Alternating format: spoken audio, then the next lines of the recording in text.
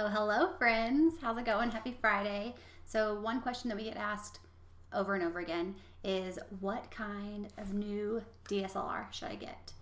But what if we told you that if you are in the market for a new camera, you might want to consider something that isn't a DSLR at all? Yeah. Today we're talking all about mirrorless cameras.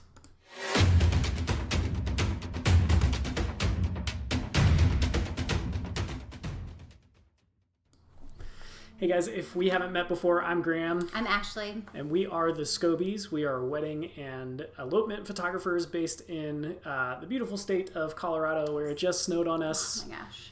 It's a little bit wild. Let's see, on Wednesday, It was 80 degrees, and I was sweating on my mountain bike. And yesterday, we got 5 inches of snow, and then the high was like 28. It was so cold, but it was so good because we got to just like take a snow day and snuggle in. So tell us what your favorite thing is about snow days. Yes. Tell us your favorite thing. If you're in a place where there like aren't snow days, just imagine. If you had a snow day, what would be your favorite thing? Yeah. My favorite thing about snow days is when you go outside, how quiet it is, because the snow absorbs all of the noise and it is just like a blanket of peace and calm over everything. It is nice. Yeah. Bear's favorite thing about snow days is nothing. Nothing. That's our dog. There he is. He goes outside and he's like whoop and like falls in the snow. Poor dude. And then we lose him. Yeah. He kind of blends in. He's camouflaged right now. Yeah, he's the same texture and color as the blanket that he's on. But when we got Bear, we lived in California and it was like warm and sunny all the time, and that's what he was used to. And so I feel like everywhere we've taken him, except for Southern California, he's like, y'all, why? I'm a California dog. Yeah, get with it, people. Get with it. So, anyways, what's your favorite thing about snow days? What is my favorite thing about snow days? I mean, I really like skiing. Yeah. So, I mean, yesterday is an exception because it doesn't really mean that it's ski season yet. No, but it's not. Not until November. We're a month away. Yeah. And I'm pretty excited. You got the countdown going in your head? I do. Yes. I do. Yes. So today we're going to talk a little bit about camera technology and some of the changes that have happened in the past 12 years since we have gotten into wedding photography. So when we started our business in 2008, there were not nearly as many options for just solid, good, professional grade cameras. You basically were asked, like, are you going to be a Nikon or a Canon person? Because whatever their, top of the line, middle of the line, whatever it is. Chris, are y'all getting ski passes? Sorry. Right in the middle of the sentence. Maybe finish the thought. That felt really important. Oh my gosh. Anyways. So some of our really good friends from Nashville are coming out here for like 6 months during ski season. So I just needed to know if they're getting ski passes. So, but what you were saying was... What I was saying was, when we got started, it was like Nikon or Canon. And that was like, you're going to choose your team. And whatever team you're on is going to determine which DSLR you're going to get, basically. Yeah, and that was back in the day of like I guess that was the D3. Mm-hmm. And most wedding photographers were using D700s or Canon 5D Mark IIs. Yeah, it was 5D Mark II. And that was pretty much it. Like that, you had two camps of photographers, and those were the cameras that they were using. Yeah. And now you have people who are using Sony and Fuji and all sorts of different models within those two, as well as Nikon and Canon. And now Nikon and Canon are like, wait, what's the market doing? Let's try and catch up because we lagged behind. Totally. It's like, yeah, absolutely. And so I guess about 3 years ago, Graham decided he does the majority of our destination work, and I do most of the weddings that are like close by so that I don't have to be away from the kiddos as much. And so because he travels so much, the size and weight of his kit became really cumbersome. And so as soon as like a viable mirrorless option came on the market, you pretty much like jump ship on DSLRs. I did, yeah. And that was probably before I should have, but I got an XT1 and I learned how to shoot with that as a as like a replacement for my DSLR, and that was a big adjustment. Nowadays, the cameras that I'm shooting with are very similar in terms of like the speed with which they function. But there's some really key differences between mirrorless and DSLRs, and we're going to talk about those today. So, I mean... what is a DSLR? Or what is a mirrorless camera? Yes. Sorry.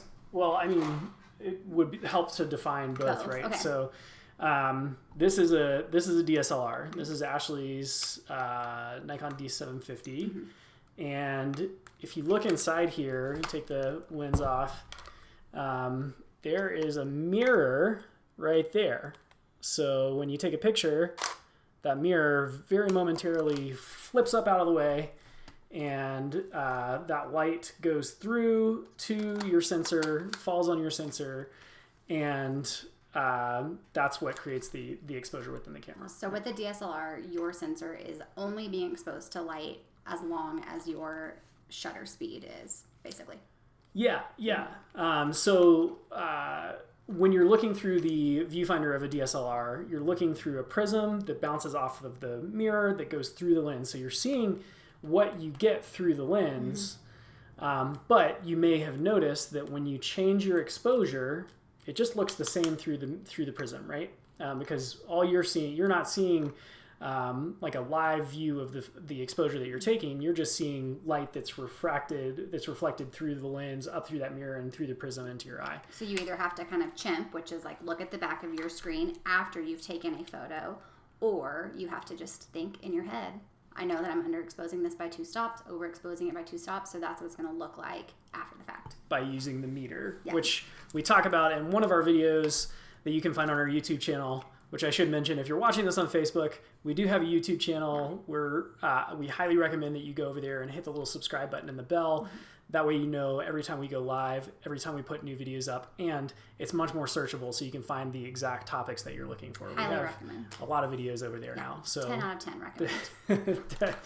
The Scobies say that 2 out of 2. 4 thumbs up. Recommend, yes. Sasha says, yes, tell me more. It makes my skin crawl that the mirror was exposed for more than 2 seconds. So just this is you're a vampire. This is really going to bother you that I'm just like, we're just willy-nilly. He doesn't even care because it's my camera. Put it away. So, as the name would apply, as the name would, what the heck? Suggest. There is a word I was looking for. A mirrorless camera lacks a mirror. That's right. So, mirrorless camera, if we take the lens off, you can actually see the sensor in there. Pretty cool. Oh, actually, it's you're seeing the shutter, but yeah.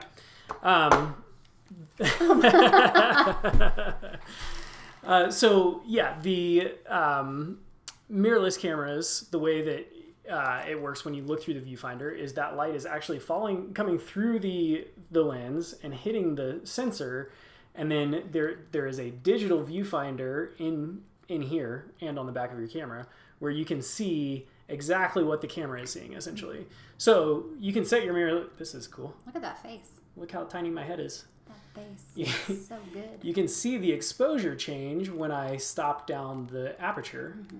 And if you could look through the viewfinder, I bet that's not going to work, is it? That's not going to work. No. You would see the same thing, right? So that's one advantage of a mirrorless camera, is that you always know what you're going to get. And I love that. I love being able to take the shot, look through the camera, take that photo, and not have to look down at my camera, just move on to the next thing. It speeds up my process a lot. Because even when you're using a meter, sometimes you need to have some reference point as to what that photo looks like. The meter is only going to be so accurate, right? Sometimes maybe the point with which you're metering is a little bit off of what you think it's on, and then you end up overexposing or underexposing your image because you're not seeing the exact exposure that you're getting when you take a photo with the camera. Totally. Another huge advantage of mirrorless cameras, and the reason that Graham made the switch, is just the profile of the camera itself, right? You've gone from DSLRs, which are a brick. They're super, super heavy, very bulky. They're not easy to get into most camera bags. or much less, like, they're not easy on our backs. We're not 20 anymore, guys. I know that's a surprise, okay? But they're humongo, these cameras. They are. And so having them constantly on your person, carrying them around, plus the added weight of the lenses can be really, really cumbersome versus a mirrorless camera, which basically looks like kind of like a point and shoot. Yeah. This is one of those old D700s that we had back in the day. Paperweight now. But like this is similar. It's got a battery grip on it, but this is similar to the size of like the D3S that I shot with for a long time. I mean, you could hurt somebody by throwing that at them if you got mad. Even when you take the battery grip off, it's still enormous, and weight-wise, way heavier. So heavy because you've got that mirror in there that adds, and the prism, all this componentry that you don't have to have in a mirrorless camera that adds weight and bulk to your camera. Yeah. Hey, Steve from the ATL, is it 8 billion degrees there? I think it's nice there. Is it nice there? I don't know. Your parents who live in the ATL said it's really hot. Shout out to Lolly and Pops. Did you talk to my parents today? They're ignoring my phone calls today. Every day. I've tried to call them. But this is awkward. Because you got a new tattoo and they're like, I don't like that. Yeah, so weight and size is a big factor for mirrorless, and something that I really like. Now, if you have big hands, like let me get my... Is this a real criticism of a mirrorless? Yeah, for sure. You have big hands. I've heard this from people who have big hands before. That's really funny. This is one of the mirrorless cameras that I use. This is a X Pro 2, and it's even with my size hands, which are not huge hands. You have like the perfect size hands. Oh, thanks, babe. This is still pretty small, and it's okay because it's light. But if it was any heavier, if you put a big long lens on this, it starts to get kind of like hard to handle. Off balance. Maybe. Yeah, a little bit off balance. Yeah. So this one has a better grip on it, which makes it easier to handle. Mm-hmm. But that is one thing about size and weight is the smaller you get, the more difficult it may be for you to kind of handle it in a way that doesn't feel like it's going to fall out of your hand all the time. Mm-hmm. You also get less space for dials and buttons, and so those dials and buttons are going to be smaller, and you have to just kind of cramp your fingers in to change stuff. I just want to know who, like, I would like to see someone with a huge hand holding a mirrorless camera just so I can get it in my head. It's very... We need Chris Creed to hold this camera. Yeah, yes. Another really big advantage of mirrorless cameras, did I cut you off? Go ahead. Were you going to say something? No, you're good. Are that they're really quiet. They are. So as wedding photographers, this thing happens when all of the people who are around you hear, it's like, huh? Are you taking a picture of me? Or if you're in like a really quiet church, like Catholic churches that have no cloth or carpet or anything in them. They're just this big, huge echo chambers, like granite walls and floors and stained glass windows. And you take a photo, even with like your D750 is a pretty quiet shutter, all things considered, for a DSLR. And you take a photo and it's like, it's just not the most discreet. Like, have you ever sneezed in a Catholic church? Right. I don't recommend. No. 0 out of 10 recommend. This is that's the sound of the... And he held that right to the microphone, did you? Did you even hear it? So super quiet. And the other thing is with that size, kind of a point to this is a good thing about the sound and the size. Okay. It makes you more discreet when you're taking a photo. Like if you hold this thing up to your face, people immediately... Where'd you go? Yeah, well, you disappear, first of all. And I've found that like if I'm trying to get a candid photo of people, mingling, or a quiet moment of a bride with her grandmother or something, and I pull a big old DSLR up to my face, even if they see that out of the corner of their eye, they're like, what? Yeah. Something happens, right? We change, and we know that we're being photographed. And so in our business, with our kind of value set and our goals as photographers, the more discreet we can be, the better, because we get access to people in a different way if they don't know that they're being photographed, or they don't feel like they're on show or performing. So if you shoot street photography, mirrorless might be something to look at for that, because like this tiny guy, this is one of my favorite little travel cameras. I can throw a little pancake lens on this, and it's this tiny little camera that doesn't look like I'm a professional photographer. It doesn't look like, even if I'm carrying this and people see that I'm carrying it, it's not, it doesn't seem obtrusive. It looks like I'm just walking around with a little point and shoot like a tourist. Yeah. But then I can get some really cool street photos and candid photos of people that are not necessarily totally tuned into what I'm doing, because it's small and discreet, and it doesn't look like I've got a, massive dSLR with a 70 to 200 millimeter lens on it. Totally. Yeah. Another thing that I get really jealous about, because I'm still on the DSLR train, which hopefully will change in 2020. Graham said I could upgrade my gear next year, guys. This is a big deal. But anyways, one thing I get really jealous of is the incredible film simulation that specifically Graham's Fuji mirrorless has, where like he can take images and print them on our Instax printer without having to take them into his phone, do anything to them at all, and they look like solid, so beautiful. And I get really jealous of that, because I have to MyY images to my phone, take them into my editing app, edit them the way that we want to edit them, and then re-export them, because when they come into my camera, they just look like they do on the screen of my DSLR. Yeah. So film simulation, that's like a Fuji specific thing. And I would imagine that DSLR companies are going to catch up to that in some way. And it's sort of like a little bonus. It's not necessarily like a pro feature that you have to have, but we like to print little previews for our clients, or if we're traveling, we like to carry our printer with us and make prints on the fly. And so I shoot in RAW and JPEG, which we've talked about those in a previous video. Go check out our YouTube channel, youtube.thescobies.com. If I shoot in RAW and JPEG, then I can pull those JPEGs that already have that film simulation baked in and just print those straight onto the printer, and they look great. Yeah.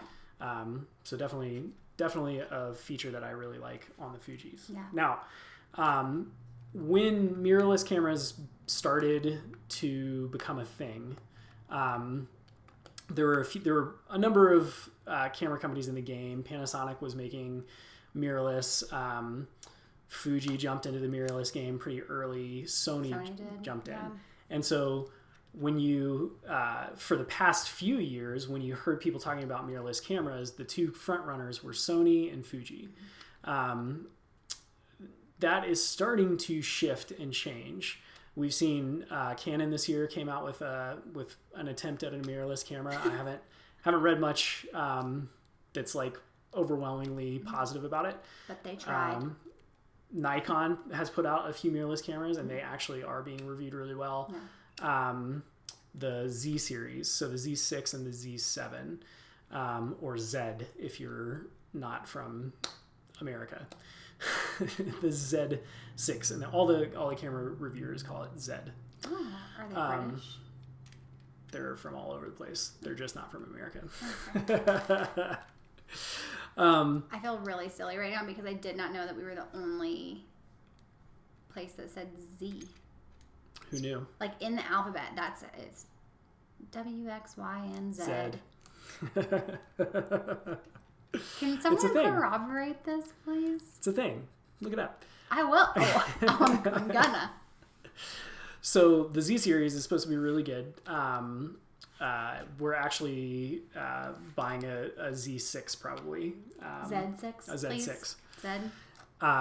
And the cool thing about those is they are full frame. So Fuji uses a crop sensor, which that's probably a discussion for another day. Yeah. We'll do another video on that. Don't worry, guys. Don't worry. Stay tuned. But a lot of people, there's reasons that people care about the size of their sensor, and typically the bigger the sensor, the better quality of the image. Yeah, I mean, so there's a few things that go into that. Sasha says, I am correct. Haha, take that. I just needed someone that I trusted. Thank you, Sasha. Because you don't trust your husband. What was I saying? Oh, size of sensor. Yeah. So several different advantages to having a bigger sensor. One is the pixels are bigger, and so the image quality tends to be better with a bigger sensor. So if you shoot with like a medium format digital camera, you're going to see a marked difference between that and shooting with like a iPhone that has a teeny tiny little sensor.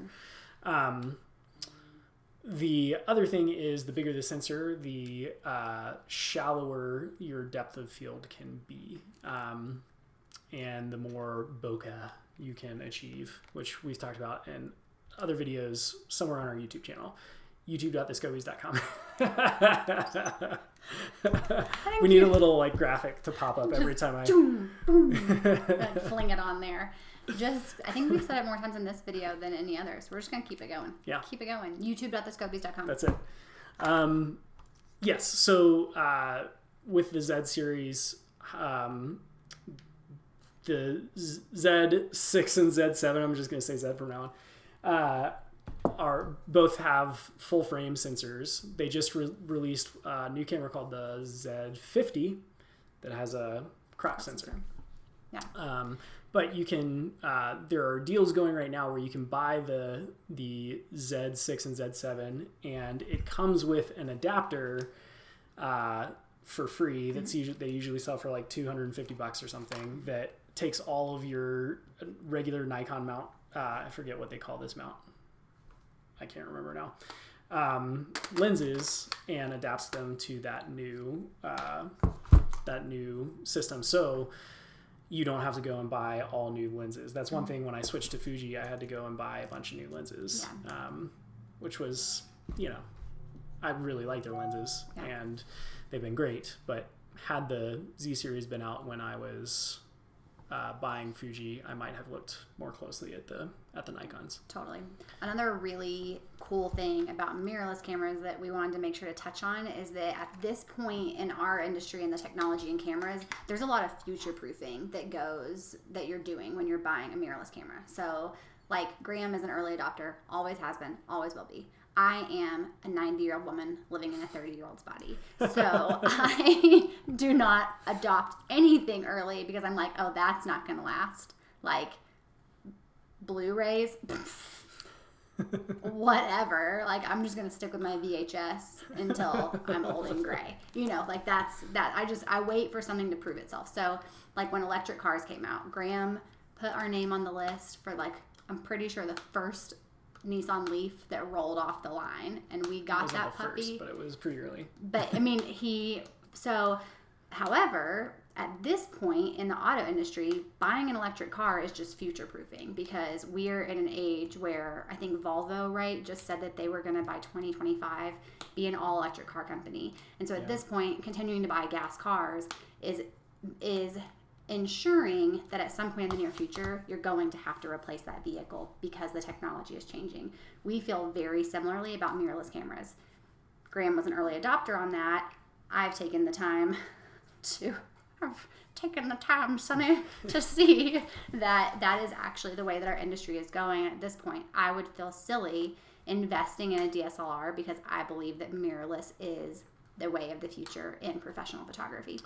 Yeah, I don't know that I see DSLRs going out like in the next decade, but I think that there will be more and more people switching to mirrorless because the disadvantages of mirrorless keep shrinking. That list of cons keeps shrinking, and the pros keep growing. So I think a mirror and a prism is kind of old technology at this point, and I would agree that it's on its way out. I just don't know. Go in the way of the fossil fuels. I don't think it's going to be in the next couple of years. I think camera companies will still hold on to that. Yeah, well, I think they'll still try and sell DSLRs for a while at least. But yeah. Cool. There are some disadvantages of mirrorless cameras that we wanted to make sure to address. Although, again, as the technology has advanced, a lot of these disadvantages have been at least addressed. in terms of even a stopgap. So one of the disadvantages is the lenses, like the accessories for mirrorless cameras, are maybe not as, what's the word for like something there's a lot of? Extensive. Yeah, that there aren't as many options. Yeah, but even that, like at this point in the Fuji line, for instance, all the lenses that I'd want to buy for a Nikon DSLR, I can get on my Fuji and kind of like them better. Yeah, well, and there's an adapter too, right? So even if like budget is a concern and you don't want to have to completely, replace your entire kit, you no longer have to do that, because a lot of companies offer an adapter where you don't have to go and replace every single lens that you have. You can use the lenses that you use with your DSLR on your mirrorless camera. Totally. But that is, yeah, especially with new cameras like the Z series. Z. We get it. There are very few lenses right now, but they're starting to ramp up that line. So with Fuji, when I first got into Fuji, it was like, okay, here are the lenses that I can buy, and they would release roadmaps like, okay, by this year we're gonna have these lenses. So it's like, okay, I can deal with these until I can get those, and that's kind of where Nikon is right now with their mirrorless line. But give it 2-3 years, and every lens that you want, you're gonna be able to get. Yeah. On that. They just released a 58 millimeter 0.9 f0.95, and it is beautiful. It's like $8,000, but it's beautiful. We're not getting one. We're not getting one. No. Just to be clear. Yeah. Yeah. Another big criticism that I had of the mirrorless cameras, especially when Graham first switched systems, is the responsiveness of them. So I would have my DSLR. I would know how fast I expected it to work and process, and the mirrorless cameras just had a little bit of a lag. Yeah. And so that was one of my biggest criticisms. I was like, this just feels different, and I expect to click a shutter and it to work right away. Yeah. So with the X Pro 2 and XT2, that went away. With the XT1, the camera that I was using when I first switched, it was this weird thing where you almost had to think like 50 milliseconds ahead. I don't know how long 50 milliseconds. I think that sounds perfectly accurate. You had to you had to hit the shutter just the instant before you wanted the photo, which was not ideal, but also I kind of trained my brain to. And then I got this camera and I was like, oh shoot, I have to relearn how to shoot at the exact every moment for a whole season, retraining your brain. So yeah, again, that's also going away. These all of these cameras that I'm using are just as responsive as our Nikon DSLRs. Yeah. Autofocus is a little bit slower. It's so minimal that it's almost hard to tell at this point, but it definitely still is there. When I pick up Ashley's camera and I hit the back button to focus, I'm like, oh wow, that was fast. So fast. But also I didn't have to go to a chiropractor, and you don't, so yeah, there's exactly. One thing, speaking of focus, one thing that's cool about mirrorless cameras is you can, if you're shooting in low light conditions and it's really difficult for any camera to grab focus, you can turn on focus peaking, which is really, really helpful. So through the lens, it'll outline everything that's in focus in your frame, and you can dial that manually in really, really fast. Manual focusing on a mirrorless camera is way easier than manual focusing on a DSLR. It just is. Because of the tools that they've built into that, the focus peaking and the different simulations that'll show you what's in focus and what's out of focus. Is there a difference in low light capability for a mirrorless camera versus a DSLR? I mean, it depends on what it's more. Nobody get a DSLR ever. Yeah, it's more now what camera you're comparing to what camera, not mirrorless or DSLR, but are you comparing the Z6 to the, what would Nikon's equivalent be, like the D750, and looking at those side by side, and they're really, really, really close, if not one better than the, like the Z series might be a little bit better than the 750 because the 750 is several years old at this point, and sensor technology has improved. Changed, yeah. So a lot of the sensors that they're putting into these cameras now are as good or better than the sensors they're putting into their DSLR lines. Yeah. So, yeah. Cool. Well, that's about everything we know about mirrorless cameras. Yeah. So if you have any questions about mirrorless, drop them in the comments wherever you're watching. If you're on Facebook or if you're on our YouTube channel, drop us a comment. Let us know what your thoughts are. Let us know if you have any questions. And it doesn't have to be about mirrorless either. If you are just curious to know like anything about photography, you want to pick our brains about anything, we may know the answers and we may not. So we'll go and research it for you and make a video and tell you what we learned. Yeah, we'll find the answer. But yeah, definitely check out our YouTube channel. Make sure to subscribe and hit the little bell. YouTube.discoveries.com. Also, if you are new to photography, just trying to figure out how to work a camera, how to get the photos that are in your head out into the world, we have put together a free resource for you. It's a manual cheat sheet. So it's going to teach you the basics of shooting in manual, what settings you need to know and how they work and what they're controlling. You can pick that up over at manualbootcamp.com. Yeah. And if you want to go even further, we've put together a 7-day email course. We're going to hit your inbox every morning for 7 days and teach you everything you need to know from start to finish to go from not knowing how to shoot in manual at all to knowing exactly how to walk into any scenario, get your settings correctly, take the shot and nail it the first time, get that photo that's in your head out into the world. Yeah. And it's only $17. So check that out also over at manualbootcamp.com. If you have any questions, comments, responses, if you want to argue with us over what is better, DSLR or mirrorless, drop all of those thoughts in the comments and we will respond to them. And hopefully we can make some videos in the future that are more geared towards what your questions are and what you're looking to learn. So yeah, absolutely. Thanks for spending another Friday afternoon with us. We appreciate you guys and we hope you have a beautiful weekend, whether you're in snow or sunshine. Yes. All right, guys. We'll see ya. Bye.